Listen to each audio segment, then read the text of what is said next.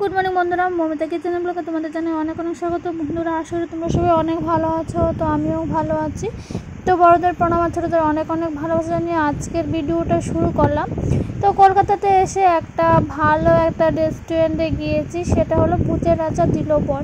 তো ভূতের রাজা দিলোবর, সেখানে আমি কি খেলাম সেটাই তোমাদের সাথে শেয়ার করছি। তো তার ফাঁকে আমি তোমাদের ভূতের রাজা দিলোবর সেই লোকেশানটা একটু খুব ভালো করে ভিতরে রেস্টুরেন্টের সেই ডেকোরেশনটা, এমিনেন্সটা খুব ভালো করে তোমাদের দেখিয়ে দিচ্ছি। আর দেখো কত সুন্দর, পুরো কাঁসার থালাতে পুরো বাঙালি আনার খাবার দিয়েছে। তো সেখানে আমরা অর্ডার করেছিলাম রাইস, চিকেন কষা, মাটন কষা, চিতল মুইঠা, ইলিশ মাছ ভাপা আর ইলিশ মাছ ভাজা। ইলিশ মাছ ভাজা ছিল আমার জন্য, আর বাকি আইটেমগুলি কিন্তু ওদের জন্যই ছিল। সবাই জানো আমি এত খেতে পারি না। তো চলো, আর খাবারটা ছিল দুর্দান্ত বন্ধুরা, খাবার এত টেস্টি। ভূতের রাজা দিলোবর ওইখানে কিন্তু একবার হলো তোমরা যে অনেকগুলি লোকেশনের মধ্যে তাদের ব্রাঞ্চ আছে, তোমরা গুগলে সার্চ করে অবশ্যই দেখতে পারবে। তো দুর্দান্ত ছিল। তো একবার সামনে যেহেতু পুজো আসছে, একবার কিন্তু যাবে। তো আমি ফার্স্টে মাছটা নিয়ে নিলাম। আর দেখো মাছের পিসটা দেখো কত বড়।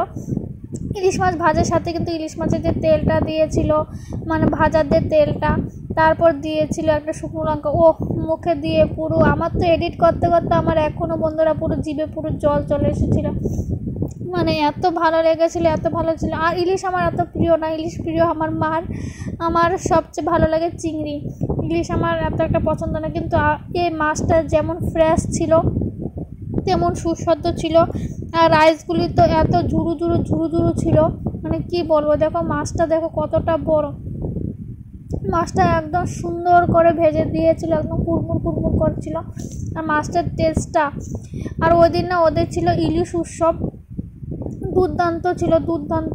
কি বলবো, খেতে এত ভালো লেগেছিল, কোনো কথা হবে না, দুর্দান্ত। তারপর নিয়ে নিলাম বাসন্তী পোলাও, আর নিয়েছিলাম চিতল মুইঠা। চিতল মুইঠাটা বন্ধুরা কিন্তু দুর্দান্ত ছিল, খেতে দুর্দান্ত। কিন্তু আমার বাসন্তী পোলাওটা একদম ঝুরো, কিন্তু আমার কিন্তু খেতে সবচেয়ে ভালো লেগেছিল ইলিশ মাছ ভাজা আর রাইসটা। এত ভালো লেগেছিল।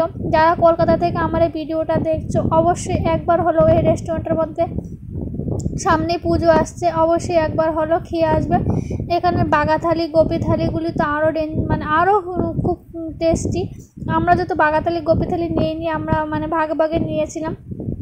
থালিগুলি আরও টেস্টি, কারণ থালিগুলি খেয়ে আমরা শেষ করতে পারবো না, তার জন্য থালিগুলি নিয়ে নিই।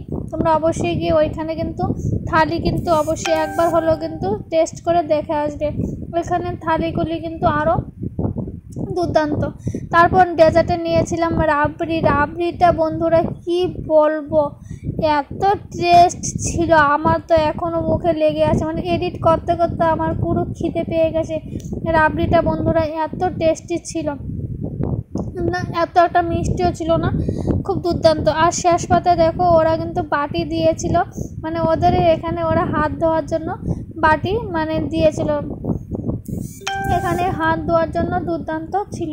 তারপরে দেখো শেষ পাতে আমাদের সবাইকে কিন্তু একটা করে কিন্তু মিষ্টি পান দিয়েছিল। তো মিষ্টি পানটা খেয়ে আজকের মতো ভিডিওটা এখানেই আমি শেষ করে দিলাম।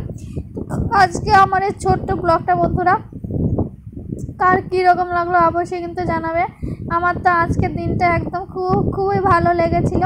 তো যারা যাবে কলকাতাতে অবশ্যই ভূতের রাজা দিলোবর ওইখানে একবার হলো গিয়ে খেয়ে আসবে। চলো বাই, টাটা।